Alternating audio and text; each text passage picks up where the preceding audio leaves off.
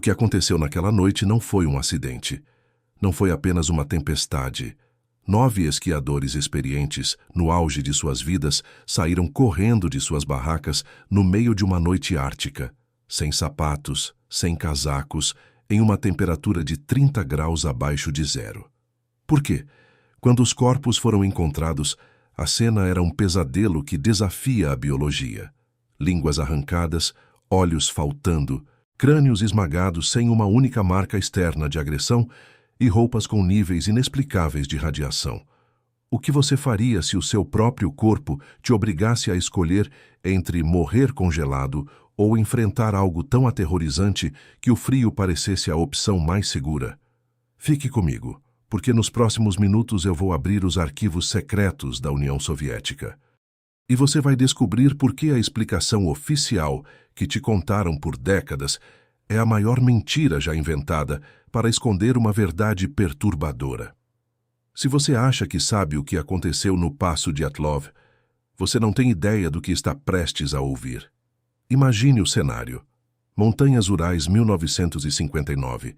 Um grupo de elite liderado por Igor Dyatlov. Eles não eram amadores. Eles eram os melhores dos melhores. Sabiam como sobreviver. Mas no dia 1º de fevereiro, eles escolheram o pior lugar do mundo para acampar, a encosta de Kholat-Syakhl. Sabe o que o nome dessa montanha significa na língua local? Montanha dos Mortos. Presságio? Talvez. Mas o que aconteceu na manhã seguinte não foi místico, foi brutal. Quando o grupo de busca chegou semanas depois, a barraca estava cortada, mas não por fora. Ela foi rasgada de dentro para fora. Eles estavam desesperados. Eles não abriram o zíper. Eles usaram facas para rasgar o tecido e fugir. Imagine o nível de pânico necessário para você cortar sua única proteção contra o vento ártico e correr para o escuro absoluto, descalço, na neve. O que eles viram? Ou melhor, o que os viu primeiro? Os primeiros 2 corpos foram encontrados perto de uma árvore de cedro, apenas de cueca e meias. Seus dedos estavam em carne viva, como se tivessem tentado escalar a árvore freneticamente para fugir de algo no chão. Mas o horror estava apenas começando. 3 outros corpos foram encontrados entre a árvore e a barraca. Igor Dyatlov era um deles. Eles pareciam estar tentando voltar para o acampamento, mas não conseguiram. Aqui entra o primeiro loop que ninguém consegue explicar. Por que um dos esquiadores, Rustem Slobodin, tinha uma fratura de quase 20 centímetros no crânio, mas não havia nenhum sinal de luta, nenhuma marca de soco, nenhum golpe de arma, apenas o osso destruído por dentro. Mas espere, se você acha que isso é estranho, os 4 últimos corpos são o motivo deste caso ainda ser um segredo de Estado. Eles foram encontrados em uma ravina, enterrados sob 4 metros de neve, e aqui a ciência para de fazer sentido. Lyudmila Dubinina estava sem a língua, sem os olhos, sem partes do rosto. Semyon Zolotaryov também estava sem os olhos. Suas costelas estavam estilhaçadas. Mas escute bem, os médicos legistas disseram que a força necessária para causar aquelas fraturas era equivalente a um acidente de carro em alta velocidade. Só que não havia danos nos tecidos moles. A pele estava intacta. Como você quebra todos os ossos do peito de alguém sem deixar um único roxo na pele? Isso é fisicamente impossível sob condições normais. E é aqui que as teorias começam a ficar sombrias. O governo soviético rapidamente fechou o caso, colocando um selo de secreto em tudo. A causa da morte? Uma força desconhecida e irresistível.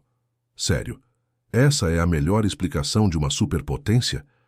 Muitos falam em avalanches. É a teoria segura. É a teoria que o governo quer que você aceite.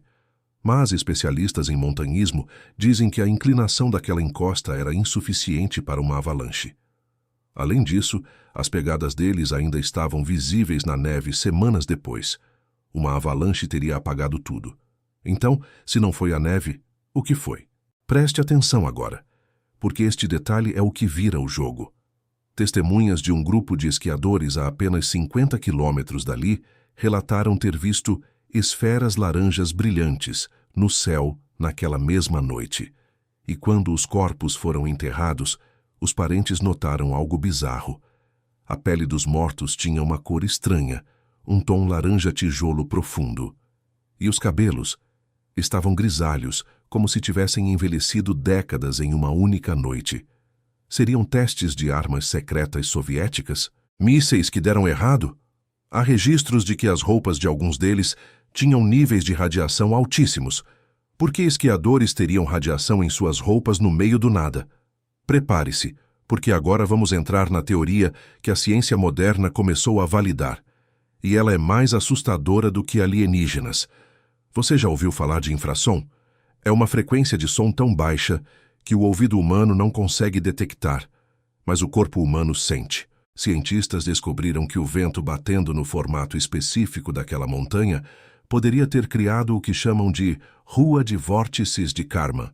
Isso gera infrassom. O que o infrassom faz com você? Ele causa ataques de pânico irracionais. Ele faz seus órgãos internos vibrarem. Ele causa náusea, desorientação e alucinações. Imagine o grupo dormindo. De repente, uma vibração que eles não ouvem, mas sentem, começa a ressoar dentro de seus crânios. O pânico é instantâneo. Eles sentem que o mundo está desabando. Eles sentem que há algo dentro da barraca com eles. Eles rasgam a barraca. Eles correm. Isso explicaria a fuga desesperada. Mas e as lesões? E a radiação? E a língua arrancada? Aqui é onde a maioria dos documentários para. Mas nós vamos além. Recentemente, um pesquisador sugeriu que o grupo não estava sozinho. Havia um 10º membro que sobreviveu por ter ficado doente antes da subida. Yuri Yudin. Ele passou o resto da vida dizendo: se eu tivesse uma única pergunta para Deus seria: o que realmente aconteceu com meus amigos naquela noite? Sabe o que Yuri encontrou entre os pertences recuperados? Um pedaço de pano que não pertencia a nenhum dos esquiadores. Era um pedaço de uniforme militar soviético. Por que havia militares lá antes da equipe de resgate oficial? Alguns acreditam que os esquiadores entraram acidentalmente em uma zona de teste de minas aéreas ou armas termobáricas. Isso explicaria as fraturas internas sem marcas externas. A pressão da explosão esmaga seus ossos, mas a pele elástica resiste. Explicaria a radiação. Explicaria o laranja na pele. Mas por que tirar os olhos? Por que a língua? Alguns dizem que foi a fauna local. Mas por que os animais comeriam apenas a língua e os olhos e deixariam o resto da carne intacta? Isso não é comportamento de predador faminto. Isso é comportamento de quem quer remover evidências específicas, ou de algo muito mais sinistro. Existe uma lenda entre o povo Mansi sobre o Menk, o homem das neves dos Urais. Eles dizem que o Menk não mata por comida. Ele mata para proteger o território sagrado. O local onde os 4 últimos corpos foram encontrados, a Ravina, era exatamente onde as lendas diziam que o Menk se escondia. Mas vamos ser honestos. No mundo real, monstros de contos de fadas não deixam radiação em roupas, governos deixam. A verdade é que o mistério do Passo Dyatlov é o exemplo perfeito de como a realidade pode ser fragmentada para esconder um erro fatal. Um erro de militares que testavam o impossível. Uma força da natureza que enlouqueceu mentes brilhantes. Ou talvez algo que ainda não temos nome para descrever. O caso foi reaberto em 2019 e fechado novamente com a conclusão de causas naturais. Mas você acredita nisso?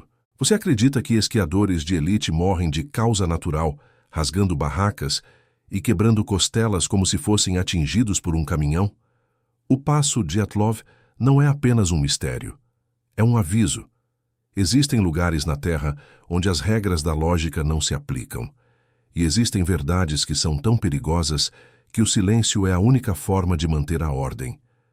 Igor Dyatlov e seu grupo nunca chegaram ao seu destino, mas eles garantiram que o mundo nunca esquecesse o nome daquela montanha. A pergunta que fica para você é: se você ouvisse aquele som, se você sentisse aquela vibração no seu peito agora, você teria coragem de ficar? Ou você também rasgaria a sua própria segurança para enfrentar o que quer que esteja lá fora?